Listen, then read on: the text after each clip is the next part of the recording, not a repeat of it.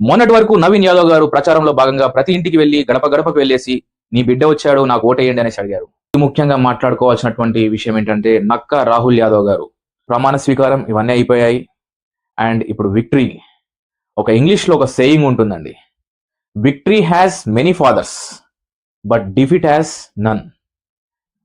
Victory has many fathers అంటే ఏంటంటే గెలిచిన వ్యక్తికి అనేక మంది తండ్రులు ఉంటారు, ఓడిపోయినప్పుడు ఇది నా బాధ్యత అని తీసుకునే వాళ్ళు ఎవరు ఉండరని చెప్పడమే ఆ సామెత యొక్క ముఖ్య అర్థం.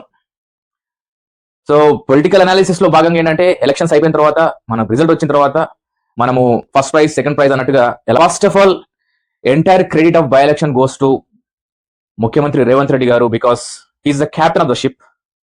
ఎప్పుడైనా కూడా ఎవరు అంటే టీంలో ఎవరు గెలిచినా కూడా కప్పు తీసుకునేది క్యాప్టెనే ఉంటుంది. ఎక్కడ క్రికెట్ జట్ అయినా కానివ్వండి, ఫుట్బాల్ కానివ్వండి, కబడ్డీ కానివ్వండి, అది పొలిటికల్ గేమ్ అయినా కూడా. అండ్ సెకండ్ విన్నర్ వచ్చేసి అక్కడ బై ఎలక్షన్స్ లో క్యాండిడేట్ వాళ్ళ ఫాదర్ చిన్న శ్రీశైలం గారు. చిన్న శ్రీశైలం యాదవ్ గారి గురించి కాస్త మాట్లాడుకోవాల్సినటువంటి విషయం. ఎందుకంటే and third MIM Asaduddin Owaisi గారు అక్కడ క్యాండిడేట్ ని ప్రకటించకపోవడం అనేది అక్కడ నవీన్ యాదవ్ గెలుపుకి సులభంగా మారిపోయింది.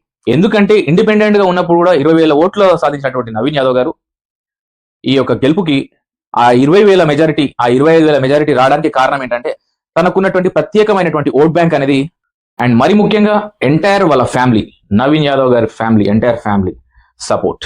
సో ఎక్స్పెషల్ ఏంటంటే ఫ్యామిలీ సపోర్ట్ తో కూడినటువంటి ఎలక్షన్స్ అని కూడా చెప్పొచ్చు.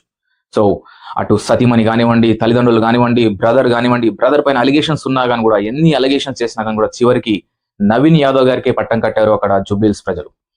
అతి ముఖ్యంగా మాట్లాడుకోవాల్సినటువంటి విషయం ఏంటంటే నక్కా రాహుల్ యాదవ్ గారు స్వయాన నవీన్ యాదవ్ గారి బ్రదర్ ఇన్ లా, తన యొక్క బావమరిది యొక్క గెలుపుకి ఎంతో దోహదపడ్డ నక్కా రాహుల్ యాదవ్ గారిని కూడా ఇందులో ప్రముఖంగా. సో ఫైనల్ గా ఏంటంటే అండి, జనరల్ ఎలక్షన్స్ లో అప్పుడు రేవంత్ రెడ్డి గారి నివాసంలో అందశ్రీ గారి ఇంటర్వ్యూ హైలైట్ అని చెప్పుకోవచ్చు.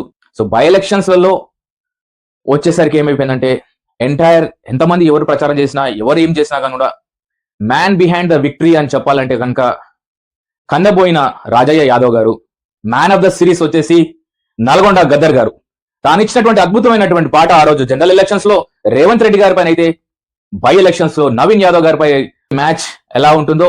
So man behind the victory of Jubilee Hills elections is Kannaboina Rajaiah Yadav గారు. All the best MLA Naveen Yadav గారు.